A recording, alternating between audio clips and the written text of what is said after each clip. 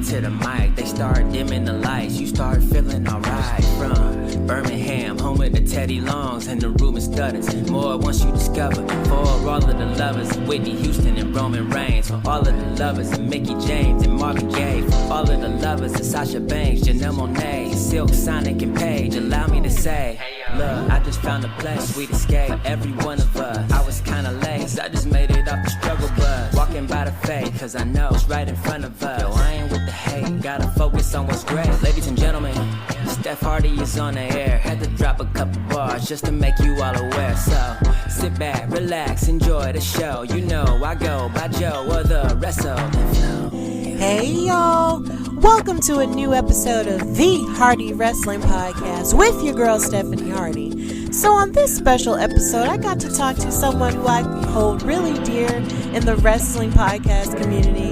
It's Rob Williams. He is the host and creator of the Bob Culture Podcast and the senior editor of the Pop Break.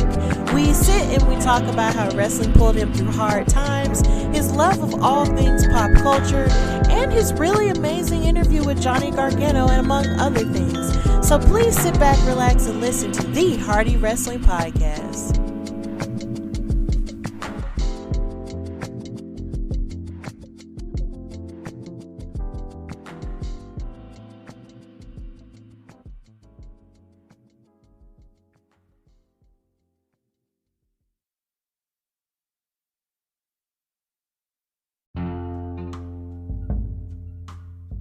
Podcast, and I am sitting here with someone who I consider to be a pretty close friend in the wrestling podcast universe, and someone who helped me, as I began my journey into this foray of wrestling podcasting.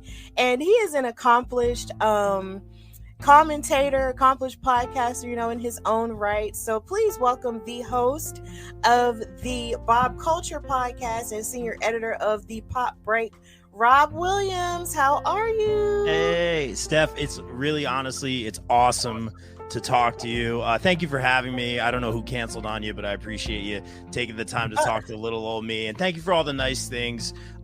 In journalism, we are taught not to bury the lead here, and I'm gonna say this right now. I want to talk to you off air, but I figured I'd save it for the show. Steph, you are sitting down with Lita, Trish Stratus, Mickey James, Alabama Con. How did this happen? I mean, we've been lucky enough to talk to some of our heroes, but you're sitting down with three goats of the business of wrestling overall. I mean, I hate to be Mr. Interviewer here, but I want to hear about this. Look, I knew this was gonna happen. Okay. Something inside of me just knew that somebody was gonna ask me about this week. I want to hear about it. Yeah. Oh, okay. Well, if you're watching and you may or may not know, if you don't follow me on Facebook, Instagram, or whatever, but if you're not, then please do. In the meantime. So Alabama Comic-Con was this past weekend, was Saturday and Sunday, and the Hardy Wrestling Podcast had a fan table there for the very first time. Yeah. And this is only my third time ever going to this convention as well, so I was really excited to be a part of it this time. And the three goats, Trish Stratus, Lita, and Mickey James, were all doing meet and greets there at the convention. It was such a big deal. Every wrestling fan, came out to it. I got some traffic from my table, this, that, and the third. So they were having a women's wrestling panel on Sunday. And I was just going to go upstairs. I left my table for a little while, and I went upstairs, to ask them a question, just to be, amongst the fans who came, to the thing.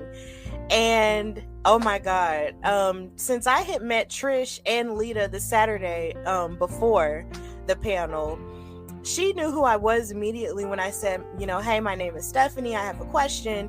And Trish was like, and she has a wrestling podcast. And I was like, oh. And then the guy who was leading the panel, Matt, shout out to Matt of Humble Enterprises, he was like, you have a show? And I was like, yeah, I have a show. And then I told him, all the other stuff that I do. And, he basically told me to go up there to ask my question. And I was nervous. And then he told me to introduce myself and all of the things that I do, as I was walking up the stage. And that's amazing. yeah, and I walked up there and sat down and asked my question, and that's how it happened. And it still feels like a dream. Like, it was just Sunday, today is Tuesday, going into Wednesday. It still feels like a dream. I can't believe it really happened.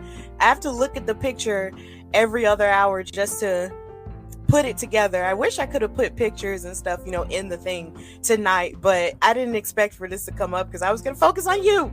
But either way, that's so how cool. It happened. And then on top of that, a little bit before the panel, Mickey even came to my table because I had met her previously at NWA Empower Weekend because I was doing media for women's wrestling. Yeah, I saw that. You did a great job, by the way.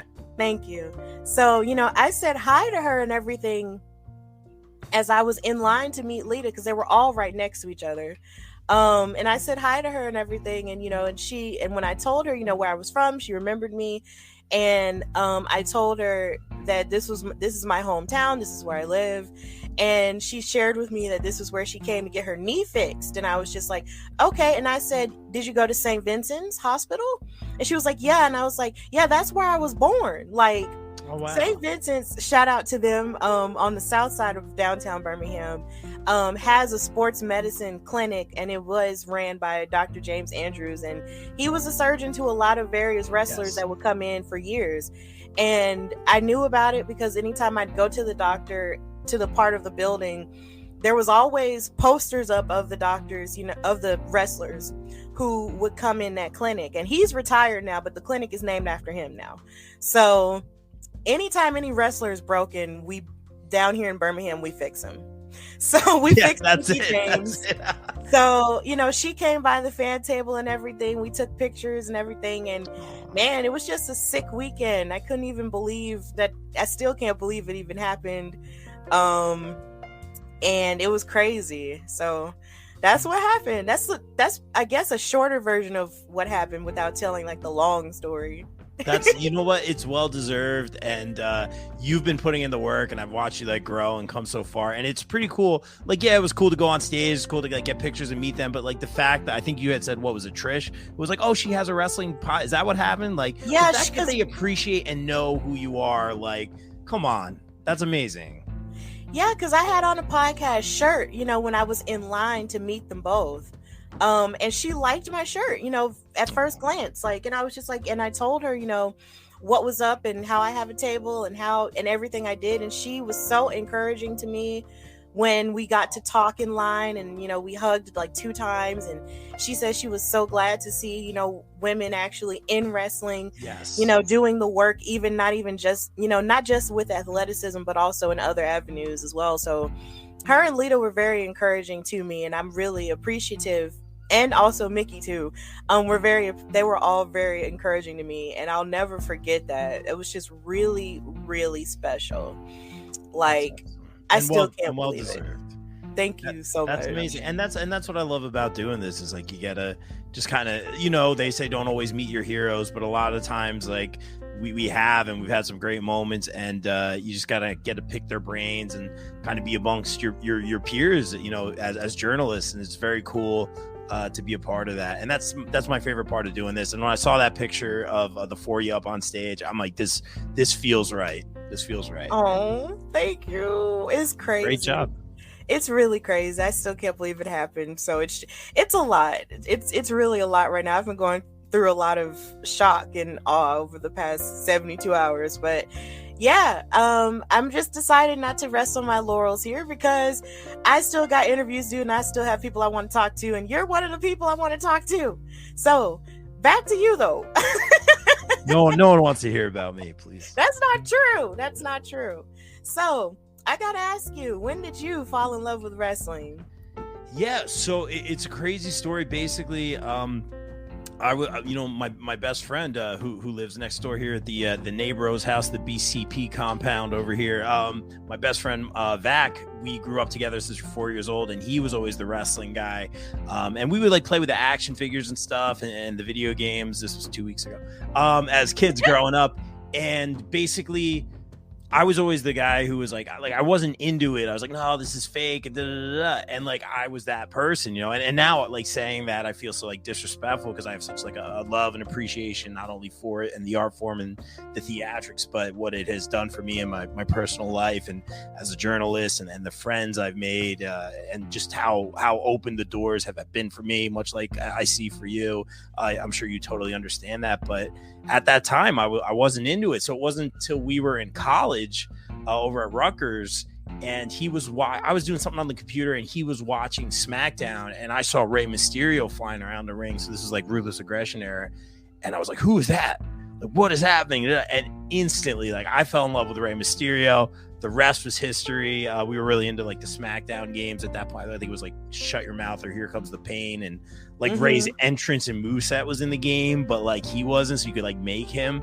And I thought that was the coolest thing. And from there I just started like watching matches, and from Rey I fell in love with Jeff Hardy next, and then Kane is my third favorite. So yeah, it was just so cool to watch, and I just fell in love at that point. Yeah, I feel like the Ruthless Aggression era is a really good place to start. It's so funny. I was just talking to Lo from Wrestling Wind Down about the Ruthless Aggression era, and how there was so much solid action during that time and lots of great technical wrestling during that time as well. So that's a really good place to start. And then also, you know, to throw in video games in there, I can't tell you how many stories I've heard about people, you know, being into wrestling because they were playing the video games. And that wasn't necessarily my experience, because I wasn't raised with video games, because my parents were different. They were kind of different in that way. But either way, you know, any way people can get into wrestling, I just think it's incredibly valid. And it's so funny that you started off thinking that it was fake, though. Yeah, you know, it was one of those things like where I wasn't in the know about it. It was just like a lot, you know, it was just like everyone's like, oh, it's fake, they're not really, you know. It was like it's like, but you know, again, like Joey on Friends isn't really Joey on Friends, you know what I mean? Like, it's a performance, an actor, you know.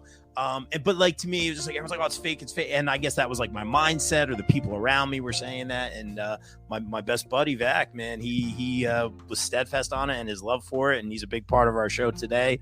And yeah, I fell in love with it. I never thought I'd be behind the curtain or reporting or interviewing with some of these wrestlers today, but I definitely like really enjoyed it. And I enjoyed not only like the theatrics and the moves, but I enjoyed, like, you know, there are stories like the storytelling and the music, you know, and just like the fashion and the looks, and like Jeff Hardy with the paint.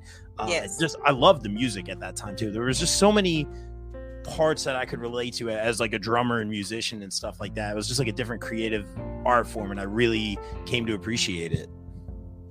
Okay. You just mentioned your love of music. So where did that start too? Like, where did that start? Yeah, so I came from like a musical family, and basically I did a lot of like music stuff. Like when I was a kid, I was like in choir. I can't sing at all now, but I would do like the handbells at church, and you know, I started taking drum lessons at 11 years old. Now I'm a drum teacher. I teach a kids drum line. I'm so very, very proud of. And I started playing in bands when I was 16, like sophomore year. And I was like playing in bands with the older kids, and that was kind of like my thing in high, like that was kind of my group. And then I joined marching band, and I made a lot of friends there. And that was something I've been playing in bands for, gosh, a long time. I want to say almost 20 years. Wow, I feel super old. But yeah, I've been playing drums for a long time. I really love it. I'm not playing in any bands currently right now. It's just such a commitment. You know, sometimes it was thankless, a lot of pay to play. At the same time, I got to open for some like really cool national acts, POD, and I got to watch them from the side of the stage. It was just kind of cool. But it's very similar to wrestling. At a lot of times I feel the wrestling is more rewarding and there's more opportunities. But yeah, music was like my first love in terms of creative output. And I still love it to this day. I love teaching, and I'm so proud of the kids that I teach. They're so phenomenal. But yeah, it was music first, and then it became kind of more wrestling for me, strangely enough. See, that's funny, because for me, it's like it was, I believe, wrestling first and then music for me. Yeah. And it's pretty crazy now that I think about it, the one that ultimately won out right now. Yeah. But and it's like, it's not like one, you know, excludes the other. Like I can't really, I've done the band thing for so long. Like I always tell people, like, hey, if you need me to lay something down, like, I got you. If you need me to fill in for a gig, I got you. But like, people had asked me if I wanted to join bands left and right over the past couple of years. I'm like, I just can't make that type of commitment. At the same time, like, every fourth Sunday we play at my church, which is awesome. We have some really talented musicians there. I got to play on Mimi's entrance theme, thanks to John Kiernan, who does a lot of the entrance themes. I played on the Notorious Mimi's. Now she's Sloane Jacobs in NXT. I got to play the drums on her entrance theme, so that's on there. I got to play some of my friends out to the ring, and if I had wrestlers yell at me and use my drum set as weapons. So it's still a very big part of me. It's just kind of cool when worlds collide. Yeah, it is. So did you ever like fully imagine yourself, you know, working in wrestling, or was this just sort of like something that sort of just, you know, caught you by surprise and then you started participating in it more and more? Definitely caught me by surprise. I'm sure you can relate to it, and I don't think like my family like gets it, and nor do I expect them to. It's really like joining the circus is like the best way I could explain it. But I love it, and I've learned so much from it. Not only from just interviewing and podcasting, but I help with production. I've got to help my friends GoPro Wrestling, HCW Network. I've done ringside cams, Daddy Yep Productions, then Buffalo Boys. I got to do camera switching. So I've learned all the different, you know, routes and things behind the camera and in front of the camera. I actually prefer being behind the camera. I honestly hate being on camera, even though I'm doing all these like backstage interview segments, which I have a ton of fun with. I love the wrestlers that go the extra mile, because, you know, you're doing the backstage interview, you know, what's your mindset going, you know, your thoughts, and like, I try to make it different and a little bit fun. And at the end of the day, our job is to put them over when we're in that role. But to answer your very simple question, I never saw myself doing this. I started doing the podcast as a lot of local bands came on, because it was Bob Culture, which was a spin on pop culture. We did movie reviews, Marvel. I had a lot of local businesses on, and Chad Minez, who I just had on last night, basically was a local Northeast indie promoter, and we just kind of linked up. I shared a lot of his stuff. He invited me to his show. It was my first independent show with Standalone Wrestling, and the rest was history. I started interviewing the wrestlers. Frankie Picard was the first wrestler I ever had on. I think Joe Gacy might have been like the second or third, who was killing it on NXT right now. He's always been great, taking the time for us, and I love seeing people succeed. And I'll tell you this now, Steph, like I've known musicians, I've known athletes that have chased their dreams, and it's very hard. You have to put in the work, but I've never seen so many people succeed on a professional level than a lot of these people that I've known or worked with that have traveled, put in the miles, put in the work, and maybe got that opportunity, whether it's on AEW Dark or maybe getting signed to AEW, signed to NXT. It's amazing to see, and we've had standing ovations in our living room. You know, if our friends even a video package, we just like, we take a picture, and it's just so cool to see our friends succeed and get signed. And I love, I shouldn't say being a small part of it, but I love being associated with that wrestling community. And it's just cool to kind of, I don't want to say be a part of it, because it's not like that. It's just kind of cool to watch everyone just climb the ladder. And I see people right now, whether it be performers, wrestlers, announcers, and commentary, that are just like, they're on that cusp, and I see them, I'm like, you're almost too good to be here, you know. And it's really cool to see people grow, and I'm just thankful for the opportunities. I don't think I've ever been the guy that's like trying to make it. I just enjoy doing this, and I enjoy learning, and I'm very grateful for it. Yeah, I completely understand that. Like, it caught me by surprise too. It's just, I find it's really crazy, because it's just the way that I started, you know, into it was just looking for a place to share my thoughts. And yes, you know, and I just try not to, you know, give off the impression that I'm like a know-it-all or I'm just an insider or whatever. Like, I'm just a fan like everybody else is, but I'm just, you know, telling everybody how I feel in a sense. But I never expected any of this to catch on, or any people to actually want to listen to me. because I just thought all the people who wanted to listen to me were people who really loved me or who really cared about me, on a personal level, or like friends that I might make or something like that. But as far like, I never thought anybody would actually want to listen to me on this type of platform, because all the people who you see are really successful at this platform, they have, audiences already, or like they're already famous, or or they're really like experts in this certain field. But then as it turns out, wrestling is this beautiful community that uplifts you regardless of where you come from most of the time, and then it just sort of blossoms into its own thing, and now here we are. So yeah, it's awesome. And I think people, you don't give yourself enough credit. Like, you've really grown and come a long way. And I think people, like, I know I gravitated towards you. I think we were in a group chat together, and then we'd worked together on some panels and whatnot. You've been on the BCP a few times, and you always bring it. Your stuff. You're passionate about it. You're a kind person, which I think counts for a lot these days. And you work hard, you put in the work. And I'm happy to be on this show. Like, I'm excited. Like, I miss you. I haven't talked to you in a while. It's really cool to see you. And it's cool to see your journey. We talk about everyone else's journey. It's cool to see your journey too, and to see you grow and succeed and get commentary. Because when I saw that picture of you and Lita, Trish, and Mickey up on stage, I'm like, oh, Steph's hosting this whole thing. No doubt in my mind. No, I wasn't hosting it. I thought you were. No, that's what a lot of people thought. Some people really did think that I was, moderating the thing. And trust me, like, there was something like in the works where someone was trying to get me to do it, but the convention had their own people. So I didn't want to override that. And I was just happy to even be there in the room. But I mean, like I said, getting called up there was just like, whoa, are you serious?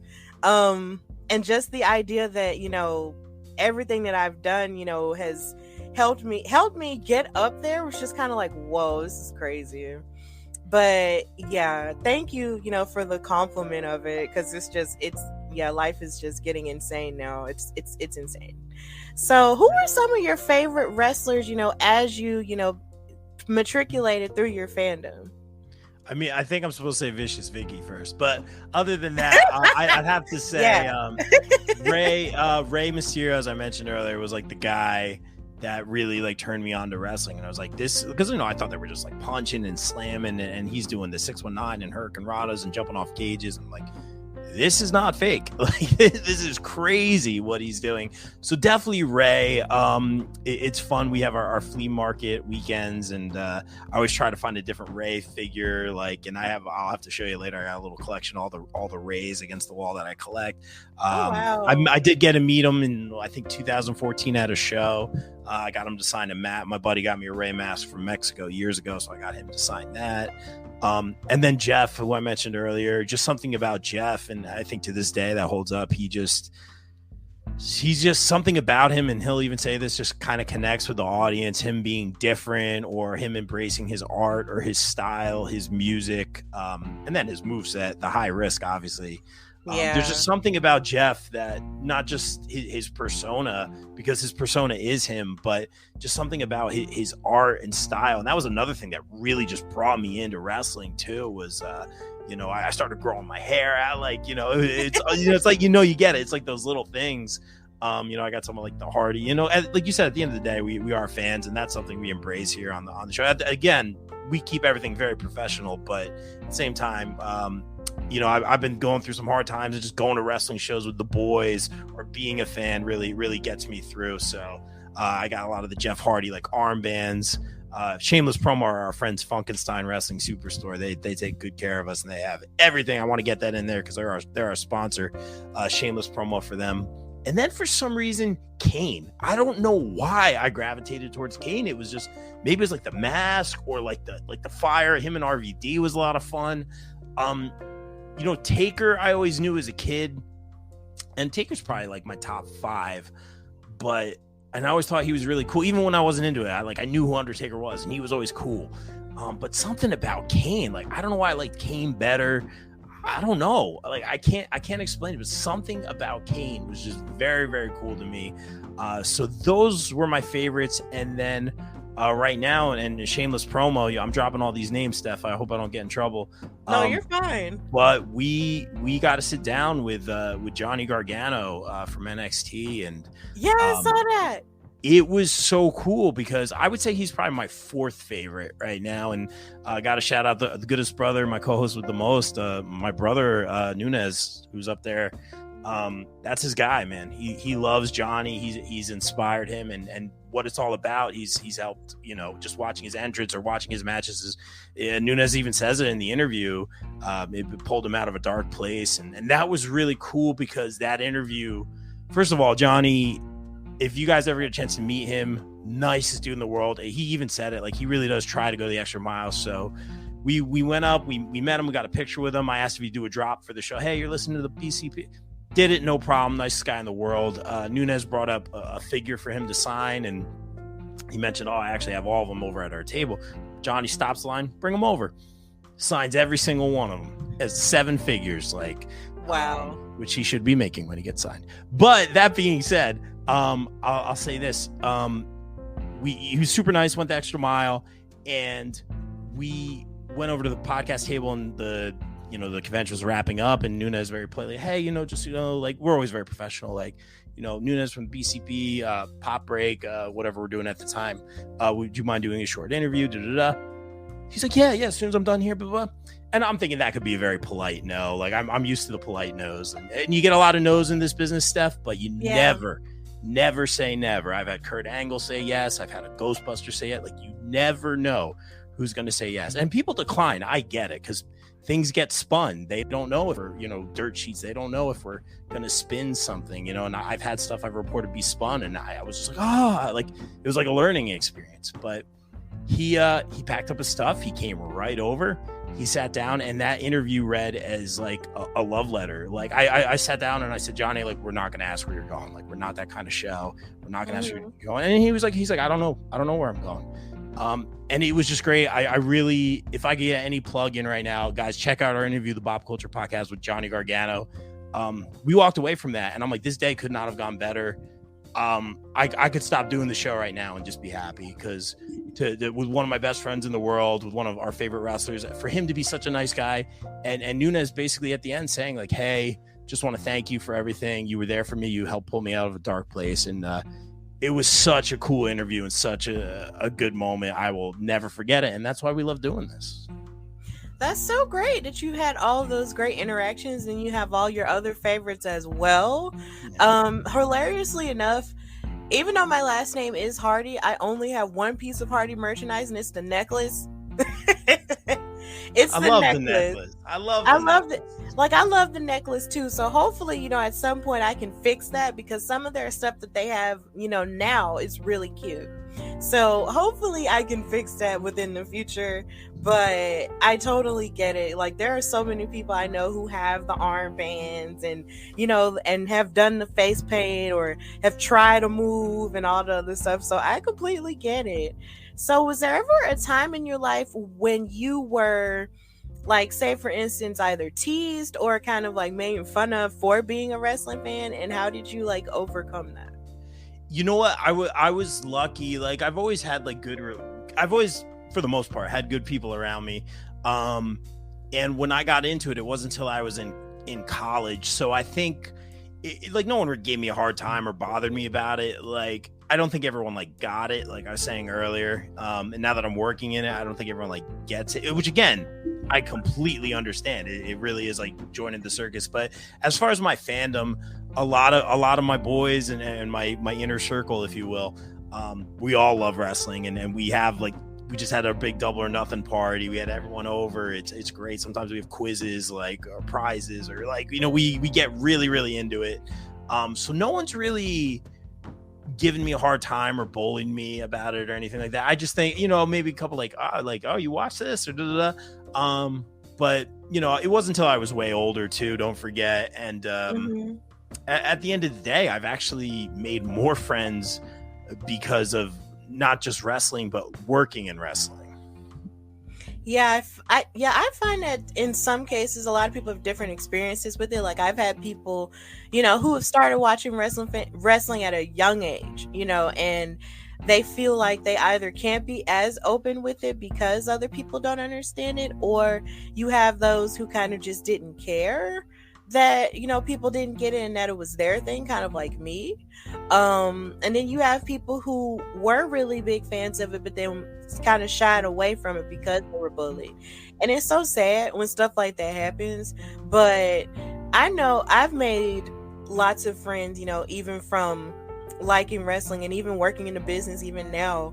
But I know, like, when I was in school, a lot of people were looking at me like I was crazy because I was a wrestling fan, simply because I guess fit a description, because it's just like I don't necessarily lead with, oh, I'm a wrestling fan. Yeah. Meet me. Like, when you meet me, like, it's just me, and I'll talk to you about like a litany of other things, and then all of a sudden wrestling comes up, and then I say, oh yeah, I'm into that, and they're like, huh?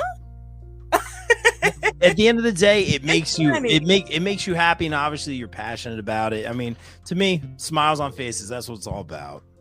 Yeah, it is. That is exactly what it's all about, you know. And as long as you treasure it and as long as you love it, that's really all that matters. So I did see in doing some research, you know, background research on your show, that it's sort of that the Pop Culture Podcast started as a pop culture music show. So when did it sort of make that transition from music into wrestling, or do you still do a mixture of the two? It's a very fair question. I would say right now it's at least 80% wrestling, and that is because the wrestling has been so rewarding. And I could go on and on with examples. Just made so many friends. It's to the point now where, and I'm not trying to toot my own horn here, but like the wrestlers see us as a conduit. Hey, can I come on? Hey, can I come on again? Promoters, hey, can I come on? And that's what it's all about. Yeah, please tell your story. Please promote your event. As long as you're a good human, that's all I ask. Please. But yeah, we did, and we still do, like when we do our 300th episode, or, you know, we have that, we always have bands featured, we always have live performances. I'm actually trying to regularly get a live performance kind of format, because I have so many friends that are in bands, and really, really great bands. So I'm trying to showcase that a little bit more than we once did, or than we do now, I should say. We just did our same convention over at Baltimore Celeb Fest, where we interviewed Johnny, and we had a great time. We did our Double or Nothing, Owen Hart Tournament Cup picks, and at the end of that, I featured our friend Bobby Mahoney, who just put out a music video, so I featured the music video at the end. So if you ask what the Bob Culture Podcast is, I want to say it's a pop culture show, and it still is, but it's definitely, I think wrestling is the first thing in the description. Local music or music would be second. And then, you know, we usually review like the Marvel movies. We did the Ghostbusters movie, like the big series, Falcon Winter Soldier, WandaVision. We try to do panels, and the wrestling really like, I look at my calendar and it's like this superstar, this wrestler, this talent. So it is, I would say, at least 80%. And then that's being generous. Wrestling, and the wrestling has been good, but we always still want to showcase those bands who were hit very hard during the lockdown and pandemic. So that kind of made things a little tricky. At the same time, I also use that to build the platform from an audio platform to video, which we're doing now, and to grow and connect with people. So we are still a pop culture show. We are still a music show, but I'd be lying if I said it wasn't at least 80% wrestling. And at the end of the day, like, this is us, like, being friends and talking about what we want to talk about. And nothing about the Bob Culture Podcast title says wrestling in the show, and it would make a lot more sense. It would probably be easier to find for search engine optimizations. But at the end of the day, the fact that people wear a t-shirt that says Bob Culture Podcast, or want to work with me, or come on the show, or anything, that means the world to me. Or be a guest, or be a panelist, or tell their story. I just love getting together with my friends and talking about what we love. Yeah, I mean, I love your shirts. Like, I remember that was one of the coolest things I noticed about your show. I was just like, he has the coolest t-shirt. Thank you. I appreciate that. One day, maybe for myself, like that, I thought that was really cool. But sometimes I wonder, what would happen if the Hardy Wrestling Podcast actually branched out and tried to do something else? Because I'm interested in a lot of different things, and a part of me wonder, like, I wonder what would happen if I decided to talk about something different on the show, or would people take to it or would people not take to it? I don't know. It's weird. You have a platform. I say do what makes you happy. Like say there's like a band that you love, or you're at a convention and there's like a voice actor or an actor or someone, like, have them on. Hey, it's your podcast, the Hardy Wrestling Podcast. But like, I listen to a lot of shows. I think we just had I was listening to Busted Open. Shout out to our guy Dave LaGreca. They just had Melissa Joan Hart on from Sabrina the Teenage Witch, who's putting out a new Lifetime movie, and they were just talking about the new Lifetime movie. I mean, they got a little wrestling in there. I guess she's a fan, but you have a platform. I'm never a fan. I shouldn't say never. Sometimes it is a smart move. I don't like it when people completely rebrand. Like, would it be smart for me to put wrestling in the title of my podcast? Probably. That would make a lot of sense. But we have, our brand, and it is what it is, and it's us, and it's very organic. If you started a whole new podcast just to interview one person or a different genre, unless like you were going to do an all music podcast or something, then that's completely different. But you have your brand, and you're respected, and you're kind, and your social media presence is known, and people notice that, or even your shirt. Like, Trish noticed your shirt. So I say, do you. If you want to have Tobey Maguire, I don't know why Spider-Man came into my head, but like Tobey Maguire on whatever it is, make it happen. I don't see why not. Do what you love. Yeah, that would make a lot of sense, because I actually just thought about, I was on Twitter just now watching NXT, and I believe there's this singer named Saucy Santana, and there was an article that was posted, from her being in Teen Vogue, and she actually said that she was a Trish Stratus fan, and I was just like, so do I need to have her on the pod? Like, could that happen? Sometimes I really do wonder and think about what would happen if I did decide to branch out like that. Like, I feel like it would be really cool if I did, but I don't know, because it's hard. Because you seem excited about it. I'm sure people would love to talk to you and tell their story. Yeah, I'm sure. So, it's just a matter of thinking about it. But there's so many people I want from the wrestling space, because it's so big, that I don't even necessarily know if I would even have time for anybody else. But hopefully, something like that can happen. So, do you ever feel like your passion for music and pop culture, is equal to your love of professional wrestling?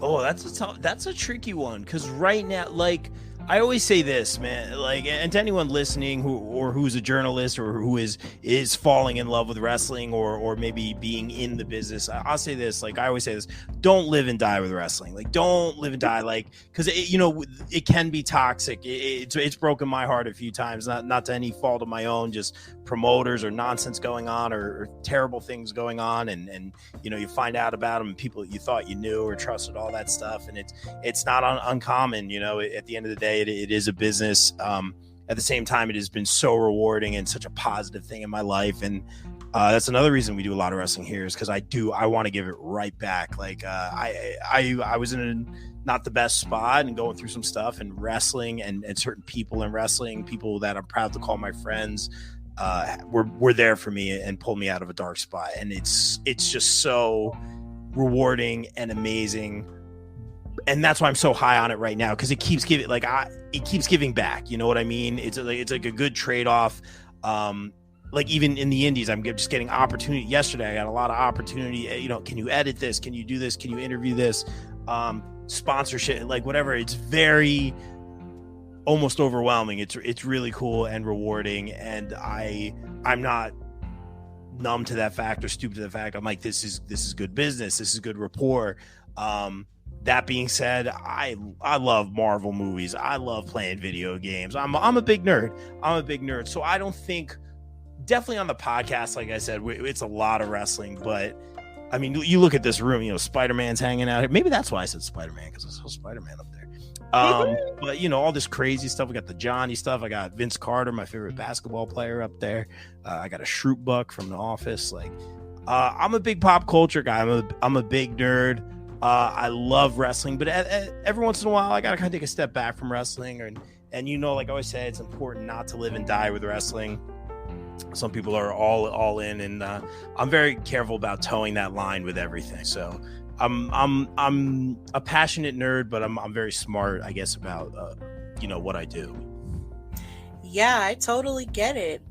So yeah, like that's just, man. It's a lot. My brain is crazy.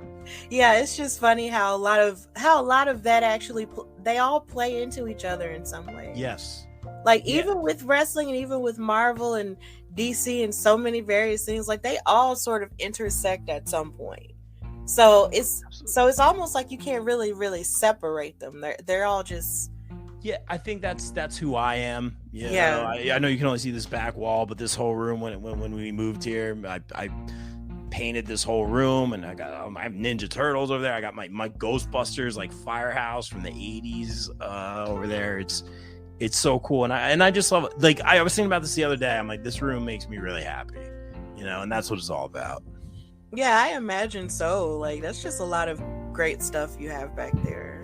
Oh, you don't know the half of it. It's you're like, oh yeah, that's great, and then I'll show you, and you're like, oh boy, he's stop it. No. Like I tend to admire people who put that much time into their rooms, because I find that I don't. So like even though I do decorate my room like a little bit, like I find that there's still so much more that I could do that I just don't do because I'm always busy with so many other things. So anytime I see a person, putting that much into their room and that much care and and having care about it, it's just like, that's great. I love the way this looks, because I know I just couldn't do it. It makes me happy, like looking around this room. It makes me really happy. But then my bedroom is like, it's like a bed and like a desk and like a TV and like everything's like white and looks like this plain white walls. I guess it makes it like the room feel big or whatever. And I'm just like sitting there like psychoanalyzing myself, like like all my happy stuff and I have a lot of Ninja Turtles and toys are down here, and then upstairs is like, I'm like, I need to put more cool stuff up there. Yeah, like I can't wait to get a house and see what that looks like. That's gonna be fun. Well, you are welcome anytime we have and I know you're very far away, but if you're ever working in the Northeast, Belladonna division, wherever you're traveling with, or you're doing a con or something, come stop by the BCP compound. We watch pay-per-views. Come hang out here with us. Definitely. I would love to do that. That would be great. Thank you for the invitation. Of course. Yeah. So how did you become the senior editor of the Pop Break, though? Like, how did that happen? So, and that's given me a lot of not only opportunities, but legitimacy too, because I never always want to be like, hey, you want to come on my podcast? I feel like, I want to say everyone has a podcast, but podcasting has really, really come a long way. And there are a lot of podcasts right now than there used to be many years ago, even before the lockdown and all that stuff. So Pop Break gave me a lot of great opportunities, and shout out to our guy Bill Bodkin, who's on the show. He would cover the local music scene in Asbury Park area. That's how I got to know him, and then I would see him at independent wrestling events. So we became friends. He is a major part of our show. He always is. I always call him like the wild card, and he has such a passion for wrestling, and he brings a lot of great takes to the table. So he is the editor-in-chief of the popbreak.com. Check it out. We have interviews with a lot of movie stars, a lot of celebrities. We have concert photos. I do the video game reviews, so I get to work with like the likes of 2K Sports, WA 2K, a lot of independent gaming companies, and it's very cool. I love watching playing the video games, I should say. I get to review off-Broadway plays in New York City, which is very cool. It gives me a chance to kind of travel. This was kind of before everything. And we had Kurt Angle on. I was working one of the horror cons, and Angle was there. So that was really cool. And I went up to Mr. Angle, Rob Cruther from the popbreak.com. Would you mind doing a short interview? He's like, yeah, how long of an interview? I was like, this is how, like in my brain, I'm like, say the right thing. Like, I was like, 2 minutes, Mr. Angle. Couldn't have been nicer. He was amazing, and I am thankful for that, because before I was like working behind the curtain, I was reviewing independent shows. I was reviewing independent band CDs. I was trying, like, that was my bread and butter, is like trying to give these people a platform that are like, hey, like, we need press, we need media for our press kit. And I always wanted to be the guy to kind of help them, because I I was the guy like in a band, like, hey, could you interview us or write us or take pictures or something? And I like being that guy for everybody. So I'm very thankful for the pop break and the opportunities from Bill. And I've also been able to get a lot of my friends involved or write or tell their story. So many people that have been on the show are now working for the pop break. So Steph, if you reach out to Bill, see what you can do. Okay. Yeah, I'll definitely take that into consideration. But that's really great though that you were able to have that many opportunities, to do that even with another, platform. Like, that's really great. So what has been your favorite live wrestling experience? Just like in terms of like an event. Man, I want to go like a cliche, like I was at a show and someone returned, or there's like a big win or big moment. I feel like Kofi Mania was cool. Seeing Kofi win, definitely. So you were there for that. We were there, yeah. Who was it? I just like to point out it was in New Jersey, not New York, MetLife Stadium. That's a conversation for another day. LaGreca knows what I'm talking about. But I have been a huge Kofi fan, and my buddy Adam was, since he came. I think he came up in ECW, WWE's ECW, and we really liked his moveset, and we thought he was really cool. So to see him get that momentum and be there, like I remember looking at my buddy, and I was like, "Oh, he did it, man!" And like we were so happy for Kofi. Like that was a really I have a Kofi Funko over there. That was a really cool moment to experience. A lot of moments on the indies, like, I was kind of going through some like life changes and logistics changes to know where I was going to live. Now me and Nunes have the greatest place on earth. I love being here. It makes me so happy. Like I was saying earlier. And I was going to these independent shows, and I got to shout out my guy Casey Navarro, who's always just been a good friend to me during everything. He knows what I've been through, and him and Tasha Steeles came on the show, and man, I remember that being a day. I think that was the first time I ever did video for the podcast, and they'll never know it, man, but they really brightened my day, and that's another thing that made me want to keep doing this. But I remember Navarro came out in like it was either a match or battle royal, and he came out and he's wearing the Bob Culture t-shirt, and I had no idea, and man, I turned into like a little kid instantly. That was so cool. I've got to play Eric Corvus out to the ring on my drums. That was another cool moment. And then Matt Vertigo came and kind of like threatened me to play him out too. So that was really kind of a crazy fun moment. Yeah, just a lot of these, and just seeing my friends succeed or having big moments or winning a major title or ending a major story arc or seeing people succeed and get signed. That's what I love about it. Yeah, I've talked about Kofi Mania earlier on my show, like episodes ago, but that was one of the most important moments I had ever seen in my life, because even though I might not have seen him in the independents, because back then in my wrestling fandom, I didn't know exactly what the independents were. Yeah, I saw him, when he first started in WWE, and I just remember just immediately gravitating towards him because I really thought, he was Jamaican. It's okay.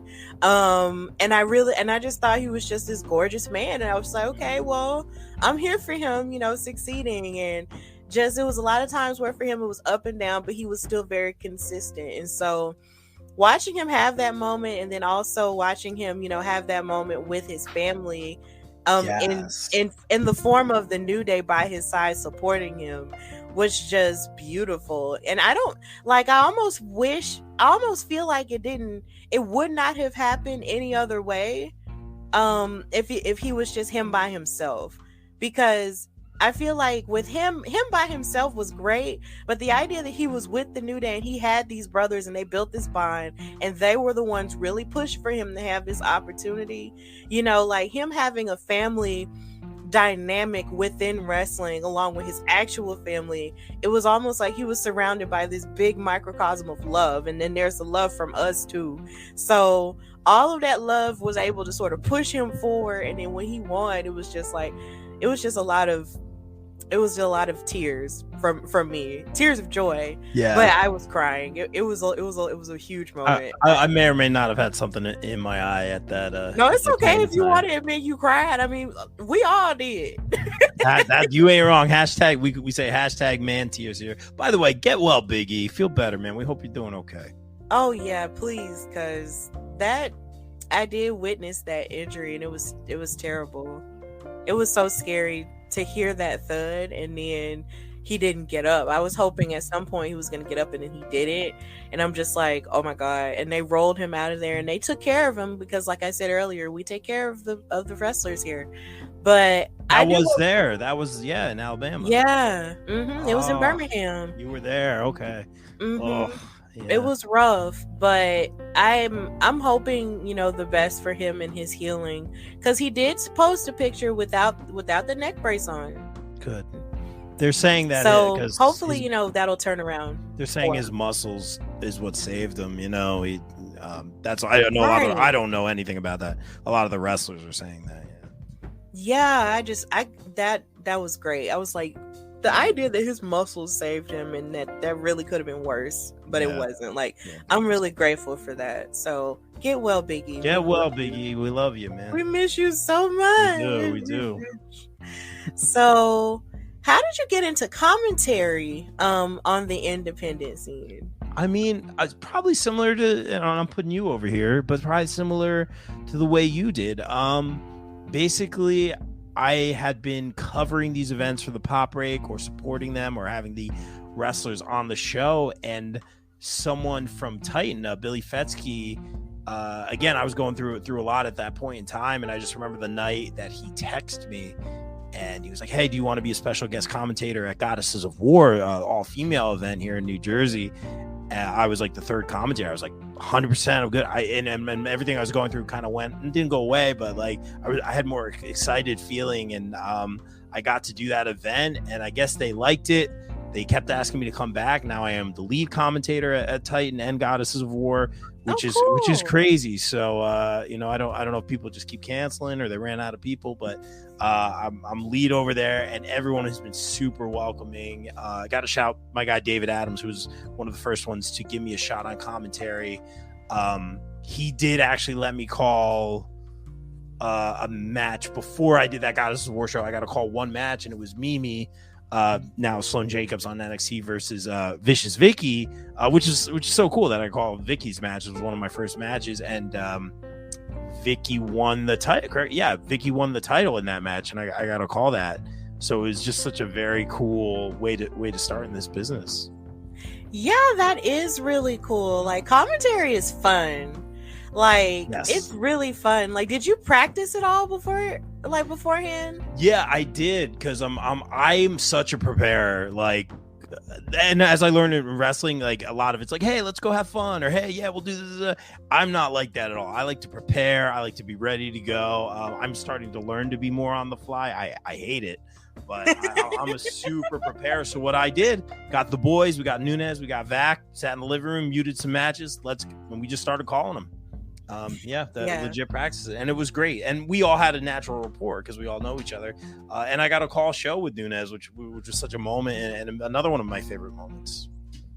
Yeah, that's funny, because it's like I kind of practiced, most of the time I practice by myself, or in the, like, me and my boyfriend will have random moments where we'll be riding around somewhere, and then we'll start commentary, like, if on someone's driving. Nice. Or we'll start fun. Commentary on, like, someone doing a thing, like on television, or like a random TV show or something like that, or even during a wrestling program that's on TV, we'll start doing that. And it's just really fun how he was trying to help me prepare in that way. But a lot of the times it is by myself. Like, I just will pull up YouTube videos of matches, because WWE has started posting a lot of full matches on their free YouTube channel. And I'll mute it, and then I'll start, calling what I see, and sort of, in a way-ish, mimicking what I've heard, but still trying to put myself into it, That's it. And it's really fun. Like, I really enjoy commentary. Like, I like it a lot. Like, I really do. And I just love, being able to take care of the girls in that way. Cause really, that's, and the guys, but mostly the girls, and taking care of them. It's really fun. I like it a lot. Yeah. And you do an awesome job. And I remember we were talking about it. And I was still learning, but I was like, definitely try to approach as many people as you can, or I try to message people for it and like get that information. I think the wrestlers are very appreciative of that. That you do know the move name if you can, instead of just the whatever the actual move is called. With their flavor on it, you got to know that. I think they really appreciate that, and I was always trying to do. When I first did that Goddesses show, I was doing a lot of the puns, and we did that whole pun disputed era because I wanted to stand out and I wanted to give it something different. And I was like using little puns and stuff, but at the end of the day, I've kind of pulled that back because it was as my buddy John Alba told me, it's like a little too small market. And at the same time, it was only, you don't want to take away from the matches. And I've learned as I've done this is I even if things on commentary get a little bit away from the ring, I always try to send it right back. And that's something I've learned from working with like the likes of Riley Shepard. I got to work with her on commentary. I learned that from her. Jimmy Riot commentary is always amazing. David Adams, my buddy Alphonse, Nunez, who I got to work with, Peter DeLong, who I'm working with, coming up at I Am Legend, the all women's show here in Union, New Jersey on Saturday. Shameless promo. I love learning from everybody, and I'm still figuring out who I am on commentary, but I just want the wrestlers to be happy, and I guess the promoters too. Yeah, me too. I just want the girls and the guys to be happy with me as well. So it's fun preparing for it, and I really do love doing it. And I'm trying to find myself as a commentator as well. So fingers crossed. Hopefully, I'll be, I'll get better, as I keep going. So would you say that you have built a fan base in the independents, as a commentator / interviewer? I'm not good at compliments. I will say yes. We've done a couple shows where we've sponsored something, or I'm on commentary. There's legit been Rob Williams chants, which makes no sense to me. There's like two people, it was my mom. And then we did one show where we sponsored something, and I remember this was the first time this happened, and it made me really happy. People were chanting BCP, BCP. And I was like, what? And I don't think the commentators got it. They're like, what are they chanting? They thought they were chanting something else. But it was awesome. It was really, really cool. And I was very appreciative of that. And the fact that some of the wrestlers have worn our shirts to the ring. And we go to shows and people are wearing our t-shirts. Like, that's cool. That's cool. I like I said, I'm never trying to like make it or whatever. Like if there was an opportunity for me to work in professional wrestling under contract, whether it be commentary or journalism, I love doing the behind the camera stuff or interviews or journalism. I don't love being in front of the camera, which I mentioned earlier, but if there was the right opportunity, for sure, I'd look into it. But I love learning. I love, like getting it's like camp or something. You get to see your friends every couple months or whatever it is. I'm just grateful for the people. I'm very grateful for the people, and to have anyone buy a t-shirt or support us or want to come on our show or be involved with us. It's really cool. It's overwhelming. I don't completely get it, but it's very cool. I'm very grateful. Not just for the success of the show, but just for the people that I've met. Yeah, me too. I'm really grateful for it as well. Like it's been a fun journey, like getting to know so many people. And what's so crazy is all of it happens online. That's how I met you. That's why we're like talking right now. Yeah. It's online, and I'm only just now getting to the point where I'm actually meeting people who listen to my show or who support me, and it's really surreal. And I'm actually getting to do it next week too, because I'm going to New York. For Black Wrestle Fest. Yeah, I'm going to New York for Black Wrestle Fest next week for June. Really? Yeah. Have you been to New York before? No. Really? I've never been to New York. It's you traveling with somebody? No. Oh It's boy. just Okay. me. Get directions, talk to people who are up there, find a buddy, you know what I'm saying? New York's a lot. There's just a lot of people. There's a lot of like subway and travel and all that stuff. That being said, there's some great foods. You got to find these spots, good food spots or whatever. But you'll be within the wrestling community, I'm sure. So I'm sure we got a lot of mutual friends that'll be there. I'll take good care of you. Yeah, they will. And I'm happy about it. I'm nervous because I know that it is big. And it's bigger on a different level, but at the same time, I'm still very excited about it because I've never been. Going to New York is a dream of mine. Like, I've wanted to go to New York for my whole life. I've always wanted to go to New York, and now I get to finally come up there, and I'm so excited for it. I'm excited for you. Get some pizza, because the pizza in New Jersey, New York, that's no offense. I'm sure you guys got some good food down there. Don't get me wrong. Do. My aunt lives down in Alabama. I haven't been there for a long time, but get some pizza while you're up here.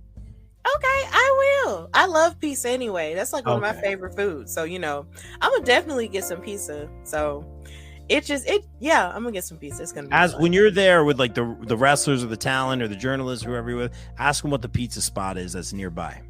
Okay, cool.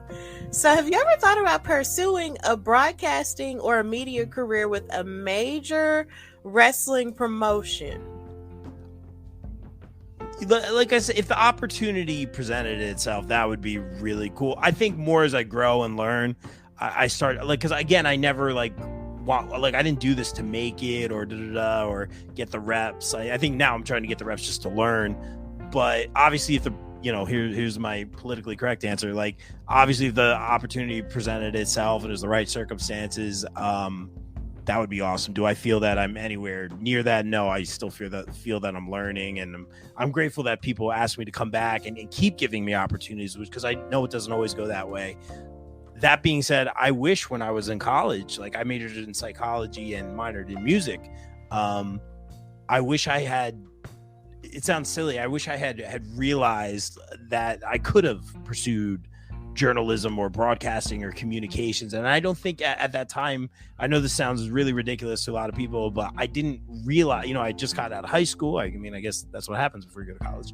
And, I didn't realize that was a thing I could do, nor did I know that I wanted to do that. I was a drummer, so I wasn't really in front of a microphone at all. And it took me a while to get used to this. Usually I was quiet behind the drums. I let my drums do the talking. So, in retrospect, yeah, I kind of wish I had studied journalism or broadcasting or all that stuff. That being said, I'm proud of how much I've been able to accomplish without having studied or learned or having a degree in that. And that's just from getting the reps or learning from other people, or even the production stuff. When I get my hand on the camera, I'm doing camera switching, whatever it is, tech, production, it's all hands-on learning, which is very good. But I wish I had known that I wanted to do that. This is all very new to me, like the broadcasting, communications, production stuff. This is all very new to me. That being said, I always loved entertainment and pop culture, obviously, but this is new to me, but I really do enjoy it. Yeah, that's so funny that you brought that up, because sometimes I struggle with the idea of whether or not I should go back to school for it. Because it's just like I majored in music, when I went to school, and I graduated in 2016. You majored in music? Yeah, okay. Yes, okay. I did. I get it, and, yeah. Yeah, and then sometimes I wonder, if I could have, gone a different route, but I didn't know then, so I can't really blame myself, because that's just not healthy. But at the same time, I'm glad I feel better now that we can relate to this. Okay. Yeah, and it's just like I wonder, what would have happened if I had decided to go into communications instead. But at the same time, there's always the option of getting your master's. And last year, I was really close to applying, for a master's program, but I started working with Women's Wrestling Talk. And when I tell you, working for TK Trinidad, shout out to her because I love her so very much, is like getting a crash course, in it, and learning everything by doing. It really does feel that way. And I've been able to do so much, get so many opportunities, and, and do stuff like that, and work with great people and everything who are just as passionate about wrestling as I am, if not more.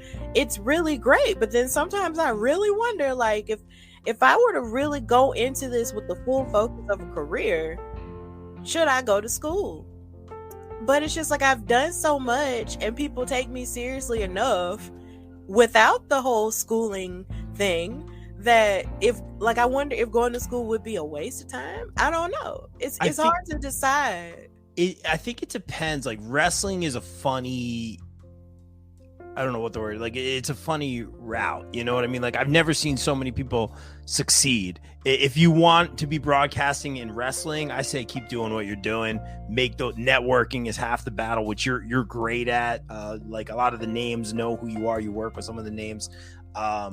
Keep, networking, making those connections, keep getting the reps, keep doing what you're doing. If you're looking to do some sort of major radio station or something like that that's not wrestling, maybe that would be something and again, I am no expert on the subject whatsoever. I'm thankful that I at ISPW I get to work with Dave LaGreca, who's there all the time, and he hosts Busted Open, and it's so cool to call him one of my peers. And we had him on the show, and he said he considered us friends, and I was like, I didn't know what to say, and just like, really good guy, and to see that there are people, just talking about wrestling 6 days a week and doing that for a living, that's really, really cool. I would love to do that. At the end of the day, I would love to do that. Just talk about wrestling with the boys, be taken seriously, which I think we are, and just keep the positivity in wrestling as well. That would be the dream.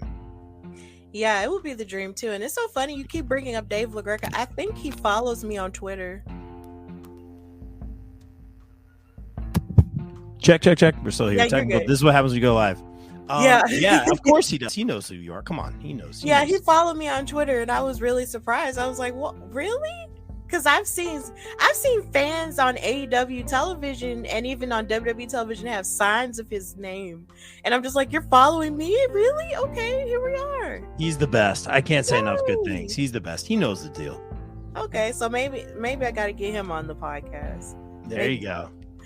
So, how do you feel about the state of wrestling, and what do you believe is really good about it, and what do you believe should be improved? Yeah, so it's a good timing for that question. Wrestling's been really, really great. I love that AEW is a thing, and I'm rocking Serpentico, our guy, is a thing right now. I love seeing our friends on AEW Dark almost every week. I love seeing our friends signed or people that we worked with. There's so much opportunity. It's a really great problem to have. I've never been the guy going this over this. Like, I enjoy the variety. Lately, AEW has been my favorite show to watch, but that doesn't take away from certain moments, that including Cody coming over. Get well, Cody. The bad things are off the bat. The injuries right now. The Roman apparently is taking some time off. We have, I can go down the list. Cody, there's some Punk. We just saw what's going on with him now. I think Scorpio Sky's got something too. Wow. I'm on the other side of this. I think I'm going to get a lot of, not heat, but I'm going to get a lot of disagreeing on this. I am not a fan of the interim champion thing, especially now that Scorpio's hurt too. If we have two interim champions, that's going to be weird. I thought Punk had come out and said, I guess I'm starting with the negative first. I thought Punk had come out and said, and everyone's going to correct me if I'm wrong. I guess this is more of a common thing in combat fight sports. I don't know a lot about that. But Punk had come out and said, hey, got a squeaky wheel. It sounded like he was talking about some sort of broken something in his leg. I'm going to work my way back. I am not done. The wheels haven't fallen off. Just got one really bad one. I'm going to take care of it. You could see the tears in his eyes. Before he started talking, I saw the tears in his eyes. I was like, oh. So he goes on to say, I thought he was going to leave the belt in the ring or whatever. He goes on to say, like, hey, I'll be back. I'm going to fight my way back to get this. Then at the main event of that show, the narrative is, oh, we're going to, Moxley is going to be the top guy, and then the Battle Royal winner is going to face for the interim championship. And like, cool. Like, I understand you gotta turn the next page, next man up. Like, I get it, but that seemed to contradict what Punk had just said.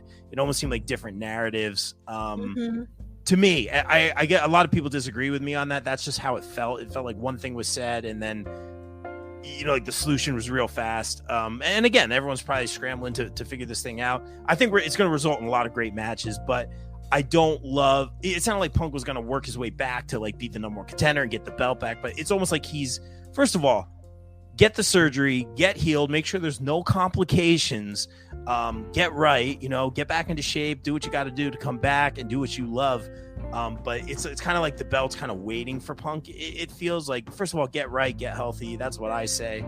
Now we see that Scorpio Sky's injured, so I don't know if there's going to be an interim champion for that. I don't fully know what's going on with that yet. I'm sure we'll find out more as the week progresses.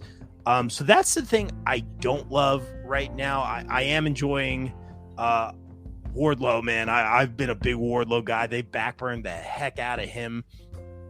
And it was a perfect slow burn. And I just love seeing him come out and hit Hurricane Radas. And apparently I've seen him do some mic stuff. We've seen it very sparingly, but apparently he's very good on the mic as well. Like, he's just going to slowly take over, what's going on here. This whole MJF thing has everyone talking. I personally said, before everything went down, when there was all the rumors about him leaving or having the flight or whatever it was, I just said, hey, if everyone can get on the same page, this could make for one heck of a storyline. And then that promo came out with straight fire.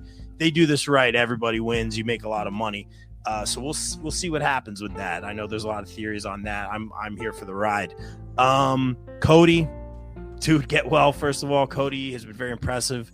The best way I can explain it is he's had that song for 5 years. after that WrestleMania entrance, I got like 8 million streams on that weekend or whatever. I'm probably saying the stat wrong.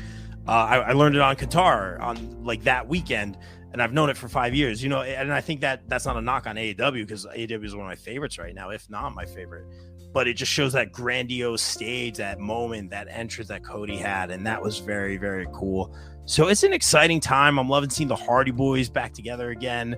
There's so much going on. I don't know why Christian's with Jungle Boy. That's another thing. Like, I don't really get.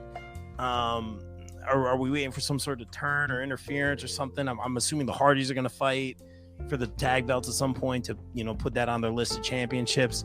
I don't really get why. No hate on Christian. I just don't know why he's there. But I am really enjoying a lot of stuff. There's so much I could talk about. And then the independents have a lot of great things going on right now, too.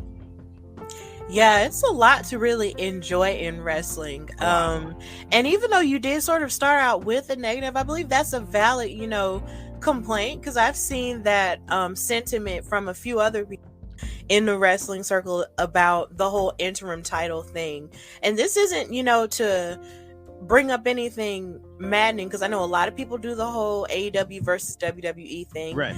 But I just know from watching WWE, it seems like whenever one of their people are out with an injury, they just sort of make them give up the title, and then they'll operate a certain way, either create a tournament or have a match or something for somebody else to win the title in the place of the other person. And if and only if that other person wants to go after it again, they do go after it again, or they just don't. You just never know. So it is kind of strange to me a little bit whenever I go and watch AEW and then they have the interim thing, because I had never heard of that, form of doing it before, in terms of having an interim champion. And then once they do come back, you figure out, who the undisputed one is, even though there was that one time CM Punk did that with John Cena, because everybody thought CM Punk left WWE after he wanted Money in the Bank that time. And then John Cena beat Rey Mysterio infamously for that, because a lot of people were angry about that, including me. John Cena beat Rey Mysterio for the title, and then John Cena was like, look at me, I'm the champion, blah. And then CM Punk was like, yo, I'm back and I got a new song. And then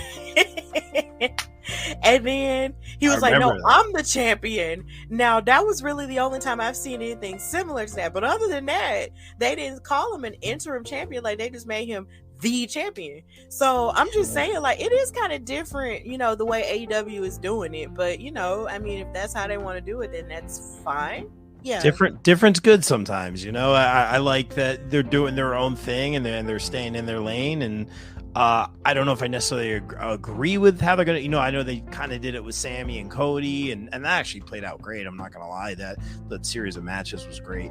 But, I could be very wrong. I think the bookings, I love the Owen Hart Cup tournament booking for the men, particularly a lot of dream matches. Darby Jeff, Adam Cole Jeff, that got cut short due to time.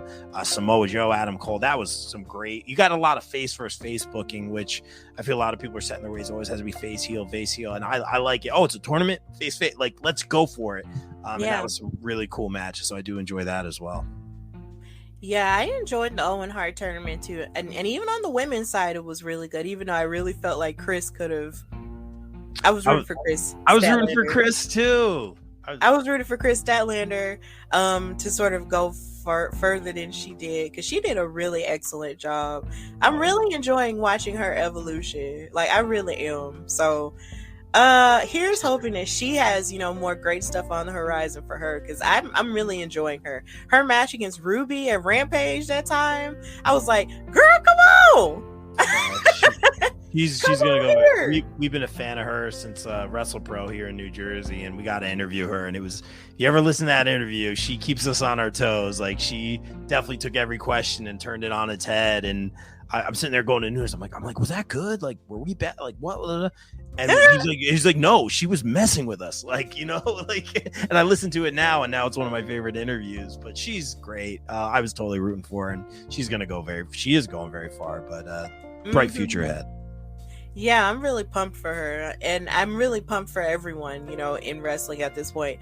Yeah, there is a lot of, you know, of course, you know, wrestling always has its ups and downs, but ultimately it's always, you know, a really good time, you know, with what you do have, instead of, you know, focusing super hard on what you don't have in wrestling, because we have a tendency to really focus on what we don't have. So, you know, you do have to, there's a certain resilience that you have to have as a wrestling fan in order to try to still enjoy it, because otherwise you'll just tap out and give up, and we can't do that. So yeah. So what is the best thing that wrestling has ever given you? That's easy. I'm not going into specifics here, but went through very, very hard time, got kind of blindsided by something, you know, when I was married.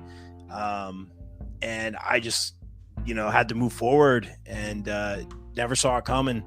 And basically, you know, I went and lived with my dad for a while, like, where am I going to live? What am I going to do? Kind of thing.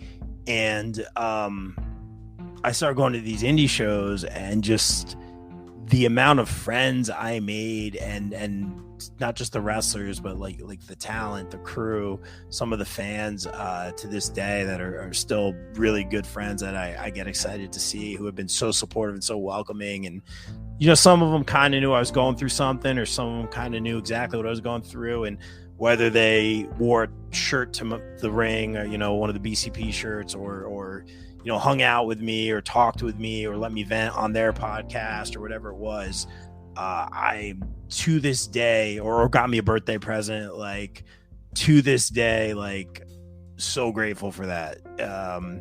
You know, a lot of people go through stuff, man, and I don't want to compare, because people go through way worse stuff than I went through. And I was so lucky. First of all, my support system, the boys, amazing. I can't say enough good things. I'm very lucky, but to have that extra support system of these new friends and wrestlers, and opportunity, and I don't know how to describe it, just some really interesting, cool, different, from all different parts of the country, people. It was so awesome to have, and I still have that, and I'm just so grateful for them, and that's why I do this, and I want to give it all back, and that is definitely my favorite thing. So wrestling gave you a community. Yeah, that's it. You said it perfectly. Absolutely. That's awesome. And that really includes awesome. You. That includes you. Yeah. Yeah, like, wrestling gave you a community, and that's a beautiful thing. It's very valid, you know, because sometimes in the hardest points of our lives, you know, wrestling is always there. And it feels like, even though wrestling can be really hard sometimes, it's a beautiful mattress to lay on whenever life gets hard. So yes, I believe that's probably the first time I've ever heard anybody say wrestling is a mattress, but I don't know. I get it though. I get it. Wrestling is a mattress. That should be the title of this episode. I like it. So what would you say the future holds for you, Rob? That's tricky. I think right now for me, just wrestling, like I said earlier, like don't live and die with wrestling. Like wrestling is awesome and fun, and being part of it is great. Did I ever see this? Do I see this as a career kind of thing? I don't think. Like for a lot of other people, this is their dream, and they put in the hours and the work in the gym, and I've seen so many people succeed in that, and I push people that I believe in, and I always tell them, hey, let me know if I'm overstepping. Like I can see so many people succeed, and there's so many people up here in the Northeast Indies that are just on that cusp, and I'm so happy. I don't put myself in that category. I see myself as like I just finished my rookie year, behind the curtain, and people are still asking me to come back. I feel people think I have some sort of value, whether it be shameless promo, like I always say, sharing everything, putting people over, having the interviews, maybe adding something to commentary, adding something to backstage interviewers. And I'd like to continue doing that. Am I going to live and die with it? No. I always say there's real life, and then there's wrestling. If you're a promoter, blah, blah, like, with all due respect, you're not my real boss. I will be professional. I will respect you and all that stuff. But my real job is always going to take precedence. My family is always going to take precedence. If I have an important date or something, or it's dad's birthday, whatever it is, that stuff always comes first. So goals, that's tricky. I would love to continue to learn and grow. And if there were an opportunity in some way for me to do this, to do what I love and get paid doing what I love, I think that's the dream. And, that's why I kept bringing up like LaGreca. He gets to talk wrestling every day, and with some amazing performers. And if I was able to do that with my boys, because I feel like I'm so proud of my team, and I feel like we do have entertainment value. We look at it professionally. And like you said, we are fans, and people do gravitate towards us or want to hang out with us. That would be, I guess, the goal or the dream, is just to do what we do every day, for that to be our job. So this could, I don't want to say come first, but this could be in terms of like job or career. That would be very, very cool and very rewarding. And that being said, if it all stopped tomorrow, I'd be so happy with everything that we've accomplished. Yeah, that's well said. Yeah, you have a really bright future, and I am so I'm so happy that you were able to come on this show and just talk about it. So Rob, thank you for coming on the Hardy Wrestling Podcast. So if you will, just tell everybody where they can find you, follow you, and tell everybody what you've got going on right now, then you can do that. Yeah, absolutely. And Steph, thank you so much for having me. I got to put you over. You are definitely killing it on commentary. Seeing you up there with Lita and Trish and Mickie James, I legit thought you were hosting that panel, and it made total sense to me. You will be hosting that panel one day. You're killing it. You put in the work. More importantly, you're a kind person. I appreciate you having me. I wish you continued success. Don't forget me when you're getting those opportunities. Got the calendar right here. Get that shameless promo. This Saturday, I Am Legend, going to be here in Union, New Jersey. All women's show. Vicious Vicky, Riley Shepard, JC Storm. The list goes on and on. It's going to be great. I'll be on the call for that one. That will be on IWTV next week. We're going to have Vinny Pacifico on the show. We just had Chad Minez on. He's running a lot of the standalone events. I have ISPW, Independent Superstars of Professional Wrestling. We'll be over there with Maven, Dave LaGreca, formerly Danny Doring, Danny Morrison. I think Tommy Dreamer is going to be there on the 24th. We have Titan Championship Wrestling on the 18th, Pro Wrestling Magic on the 25th. This is all New Jersey. Guys, if you want to support some up-and-coming wrestlers, some independent talent who will be on your TV screens every night in the near future, some of these guys and gals, check them out. Support independent wrestling. If you guys would please subscribe. We're getting the YouTube going now. The Bob Culture Podcast on YouTube. So proud of our Johnny Gargano interview. That was bucket list. What a moment.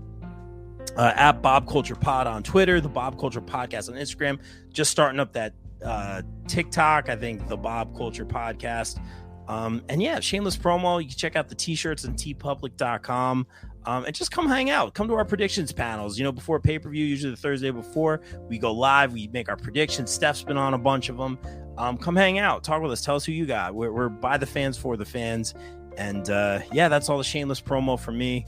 Check us out. But more importantly, check out the Hardy Wrestling Podcast with the good sister, Stephanie Hardy. Thank you so much for coming. Thank you for all the kind words. And I've just loved this conversation. This was great. Okay, so I was sitting with my friends one day and they asked me, Stephanie, how do you record your podcast? And I said, with the Anchor app on my phone. And they were like, are you serious? I'm like, yeah, it's that simple. It is absolutely free. There are creation tools that allow you to record and edit your podcast right from your phone and your computer. And it will distribute your podcast for you so it can be heard on Spotify, Apple Podcasts, Google Podcasts, and many more. You can also make money from the podcast with no minimum listenership. And it's got everything you need to make a podcast in one place. They even have classes and stuff that you can listen to that will give you all kinds of good tips on what you need to do in order to make the best podcast. So if you want to do this, download the free Anchor app or go to anchor.fm to get started. That's anchor.fm or download the free Anchor app to get started.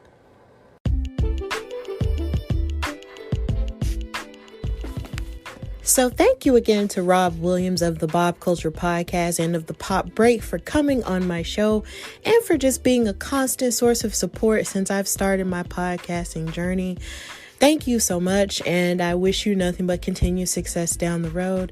And just thank you for all the kind words that you said to me as I have matriculated through this time and just journeyed through this time and just been there as a good family member of this wrestling community. So thank you for that. So,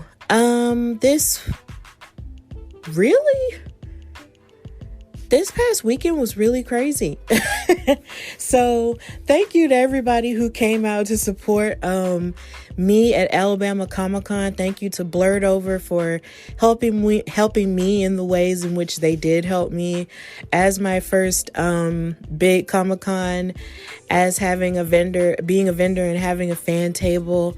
Thank you to the fans who have listened to my show, who actually came to visit, and the new fans who, have discovered my podcast from being at Comic-Con. And I hope that I can continue to be a good source of comfort for you and a good source of wrestling information for you. I'm not a know-it-all. I'm not an insider on the business. A lot of the time, I'm just a fan who is just blessed enough to work in the business a little bit. I'm not a complete know-it-all. I'm not a complete expert.